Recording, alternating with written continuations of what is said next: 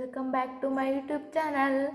Priya mini cooking YouTube ಚಾನಲ್ಗೆ ನಿಮಗೆ ಮತ್ತೊಮ್ಮೆ ಸ್ವಾಗತ ಸುಸ್ವಾಗತ. ಇವತ್ತಿನ ರೆಸಿಪಿ ಕಾಯಿ ಹೋಳಿಗೆ ಹೇಗೆ ಮಾಡೋದು, ಕ್ವಿಕ್ಕಾಗಿ ಈಸಿಯಾಗಿ ಕಡಿಮೆ ಟೈಮಲ್ಲಿ ಹೆಂಗೆ ಮಾಡೋದು ಅದನ್ನು ನಾನು ಹೇಳ್ಕೊಡ್ತೀನಿ. ಮನೆಯಲ್ಲಿ ಚಿಕ್ಕ ಮಕ್ಕಳಿಗೂ ತುಂಬ ಇಷ್ಟ ಆಗುತ್ತೆ, ಮನೆಯಲ್ಲಿರೋ ವಯಸ್ಸಾದವ್ರಿಗೂ ತುಂಬ ಇಷ್ಟ ಆಗುತ್ತೆ. ಹೋಳಿಗೆ ನೋಡಿ ಎಷ್ಟು ಸಾಫ್ಟ್ ಆಗಿದೆ. ಈ ಥರ ಮಾಡೋದು ಹೇಗೆ ಅಂತ ತಿಳಿಸ್ಕೊಡ್ತೀನಿ. ಬನ್ನಿ ಪ್ರೊಸೆಸ್ ಮಾಡೋಣ, ಸ್ಟಾರ್ಟ್ ಮಾಡೋಣ. ಈ ಒಬ್ಬಟ್ಟು ಮಾಡೋಕ್ಕೆ ಕಾಯಿ ಬೇಕು. ಕಾಯಿ ತುರಿತಾ ಇದ್ದೀನಿ. ಹೇಳು. ನಮ್ಮಮ್ಮ ಕಾಯಿ ತುರಿತಾ ಐತೆ ಕಾಯಿ ಒಬ್ಬಟ್ಟು ಮಾಡೋಕ್ಕೆ.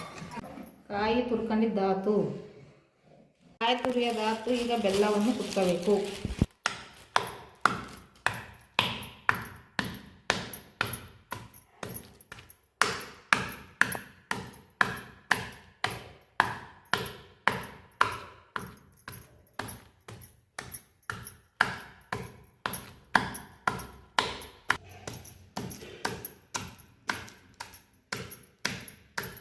ಬೆಲ್ಲ ಈ ಥರ ನುಣ್ಣಗೆ ಕುಟ್ಟಬೇಕು. ಬೆಲ್ಲ ನುಣ್ಣಗೆ ಕುಟ್ಟಬೇಕು. ಟೇಸ್ಟ್ ಚೆನ್ನಾಗಿ ಬರುತ್ತೆ ಅಂತ ಏಲಕ್ಕಿ ಹಾಕಬೇಕು. ಹಾಕೊಂಡ್ರೆ ಚೆನ್ನಾಗಿ ಬರುತ್ತೆ, ಚೆನ್ನಾಗಿರುತ್ತೆ ಟೇಸ್ಟಾಗಿ. ಏಲಕ್ಕಿ ಎಲ್ಲ ಪುಡಿಯಾಗಿದೆ. ಈಗ ಕಾಯಿ ಬೆಲ್ಲ ಮಿಕ್ಸಿಗೆ ಹಾಕಬೇಕು. ಇವಾಗ ಹೂರಣ ರೆಡಿ ಮಾಡ್ಕೋಬೇಕು. ಕಾಯಿ ರೆಡಿ ಇದೆ ಮತ್ತು ಬೆಲ್ಲನೂ ರೆಡಿ ಇದೆ. ಇವಾಗ ನಾವು ಜಾರಿಗೆ ಕಾಯಿ ಮತ್ತು ಬೆಲ್ಲ ಹಾಕ್ಕೊಂಡು ಸ್ವಲ್ಪ ನೀರು ಹಾಕ್ಕೊಂಡು ಮಿಕ್ಸಿಗೆ ಹಾಕ್ಕೋಬೇಕು. ಜಾಸ್ತಿ ನೀರು ಹಾಕೊಂಡ್ರೆ ಹೂರಣ ಜಾಸ್ತಿ ತೆಳ್ಳಗಾಗುತ್ತೆ, ಸೊ ನೀಟಾಗಿ ಬರಲ್ಲ, ಒಬ್ಬಟ್ಟು ಚೆನ್ನಾಗಿ ಬರಲ್ಲ, ಒಬ್ಬಟ್ಟೆಲ್ಲ ಕಿತ್ಕೊಂಡು ಹೋಗುತ್ತೆ. ಸೊ ಅದಕ್ಕೆ ನೀರು ಸ್ವಲ್ಪ ಹಾಕ್ಕೊಂಡು ಗಟ್ಟಿಯಾಗಿ ಮಾಡ್ಕೋಬೇಕು ಹೂರಣನ.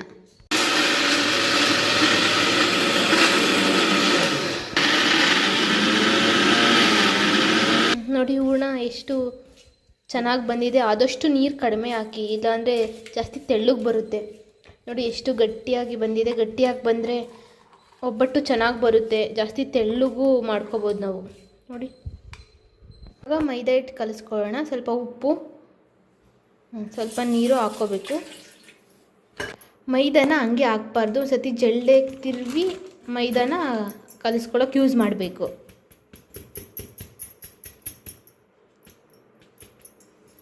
ಇವಾಗ ಮೈದಾ ಹಾಕ್ಕೋಬೇಕು.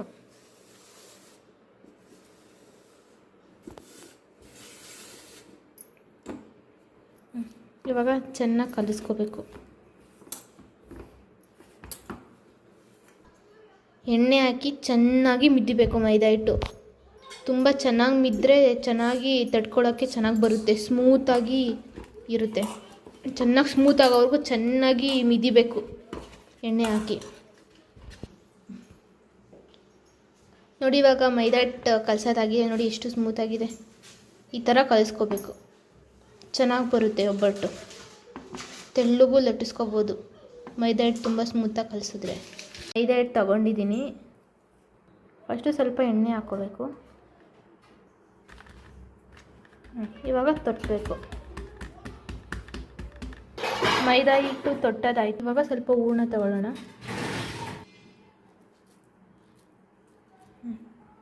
ಈ ಥರ ಹೂರಣ ಇಡಬೇಕು.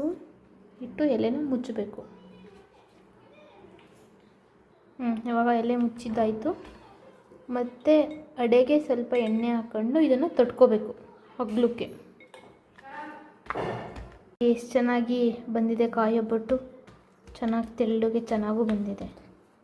ಇವಾಗ ಹೆಂಚು ಇಟ್ಕೊಳ್ಳೋಣ ಬೇಯಿಸ್ಕೊಳ್ಳೋಕ್ಕೆ.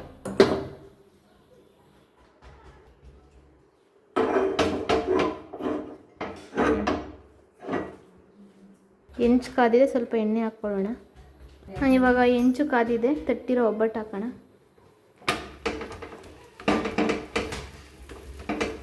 ಸೊ ಬಾಳೆಲೆ ತೊಳ್ಕೊಳ್ಳೋಂಗಿದ್ರೆ ಹಂಗೆ ಬಾಳೆಲೆನೇ ಹಾಕ್ಬೋದು. ಸ್ವಲ್ಪ ಬೇಯ್ದ ತಕ್ಷಣವೇ ಆರಾಮ್ಸೆ ತೆಗಿಬೋದು. ನೋಡಿ ಇವಾಗ ಎಷ್ಟು ಚೆನ್ನಾಗಿ ಬಾಳೆಲೆ ತೆಗಿಬೋದು. ಸ್ವಲ್ಪ ಎಣ್ಣೆ ಹಚ್ಚೋಣ.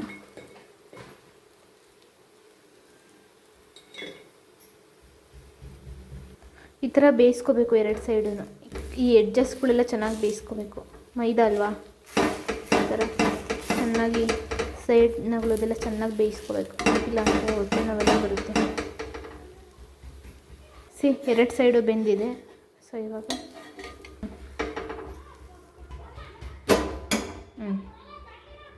ಇವಾಗ ನೋಡಿ ಒಬ್ಬಟ್ಟು ರೆಡಿ ಇದೆ.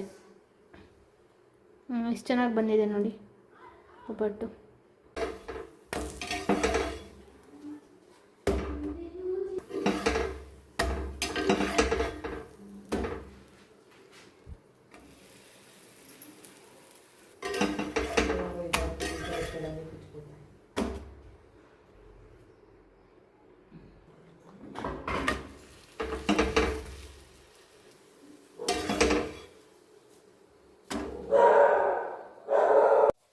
ಈಗ ಕಾಯೊಬ್ಬಟ್ಟು ರೆಡಿಯಾಗಿದೆ ನೋಡಿ, ಎಷ್ಟು ಚೆನ್ನಾಗಿದೆ. ಟೇಸ್ಟು ಕೂಡ ತುಂಬ ಚೆನ್ನಾಗಿದೆ.